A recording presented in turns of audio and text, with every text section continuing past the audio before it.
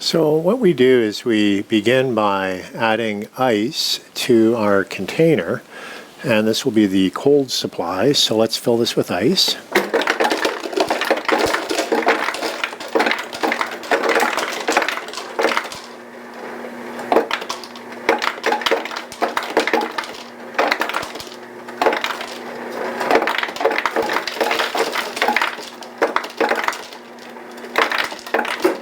Okay, so that's pretty good. You can see that we're close to the top of the container.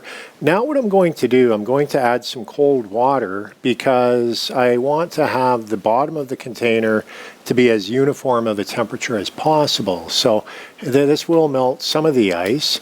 But what I'm going to do, I'm going to bring the water level up to probably about here. Make sure that this is cold water that you're adding, not warm water.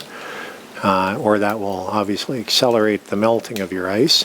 Okay, so that's probably good. So I brought it pretty high up in the container. So now we have a container of ice water, and that will be the cold temperature that we'll use for our experiment.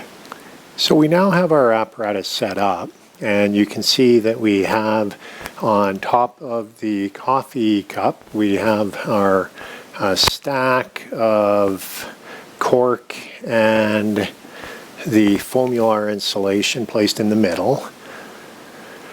And what we now need to do, we need to get our boiling water. So I just boiled water in this kettle, and I'll set it off to the side. And then this is the container with ice water that we have also filled. So I'll put that to the other side. And now we have to be fairly careful doing this part because we're dealing with boiling water or near boiling water, and we don't want to burn ourselves. Also, make sure that your time-lapse camera is set up at this point. Make sure that all of your DS1s are reading out the outer temperature, so that is the temperature of the sensor, not the internal temperature of the DS1s. So assuming that you got your time-lapse set up, and I would start recording the time-lapse now. I have your time-lapse camera, you got your boiling water, you got the cold water, the DS1s are all set to out. So it's at this point that we can do is we can begin by lifting the cork and pouring the boiling water into the coffee cup. Now, one thing that you'll want to do is ensure that when you do that the coffee cup is centered under the cork pad, and so you can do that by kind of feeling on the edges there. Remember, this was 3 3/4 inch in diameter, so you want to make sure that the cork pads are sitting right on the center of the coffee cup. So I'm going to move the cork pads out of the way, and it's at this point that I'll pour in the boiling water. And what I want to do, I want to bring the water level in the coffee cup as high as possible without overflowing. So I'll bring it right up to about the edge there. And by doing that, we're ensuring that we have the maximum amount of thermal energy in the cup. And then we can, by putting our fingers underneath, we can kind of position the cork pad. So there we have the heat source. And now what we can do for the last step is we take our yogurt container and we place the yogurt container right on the top middle. And again, we want it to be centered in the cork pad. And with that, let's see, that's pretty good there. So with that, we're now at a point where we let nature do its thing. And what will nature do? Well, the thermal energy from the coffee cup, from the hot water, is going to flow up and through the cork and then through the foamular insulation. And we'll have a temperature differential. So what we'll be doing is we'll be looking, obviously we're measuring the temperatures. We'll have to correct those temperatures as part of the data analysis using the calibrations from experiment number 1.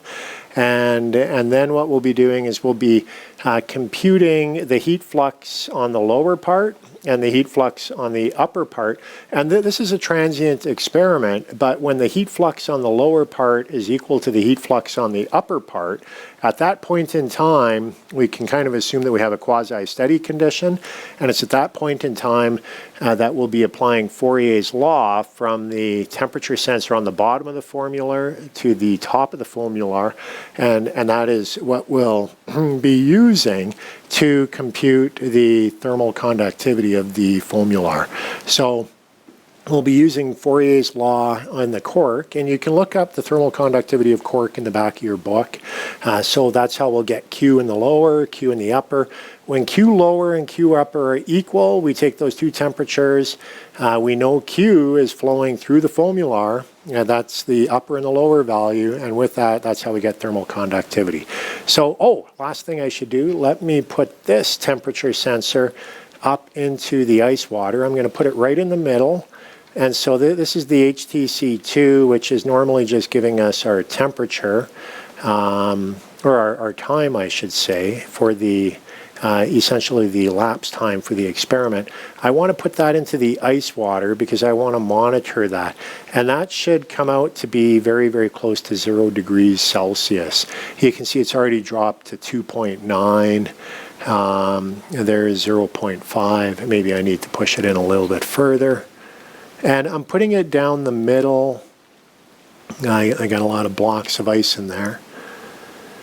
There we're at 0.1 degrees C. And you can see that this is a very slow experiment. It probably will take about 3 hours to perform. And let's see, we're 0.1 for the water. That's pretty close. It'll drop to 0 eventually. And you slowly will be able to see T1 starting to increase, and that will be as the thermal energy from the hot water is moving up, and at the same time what you'll be able to see is T4 starting to drop. But again, it takes about 3 hours to perform this experiment.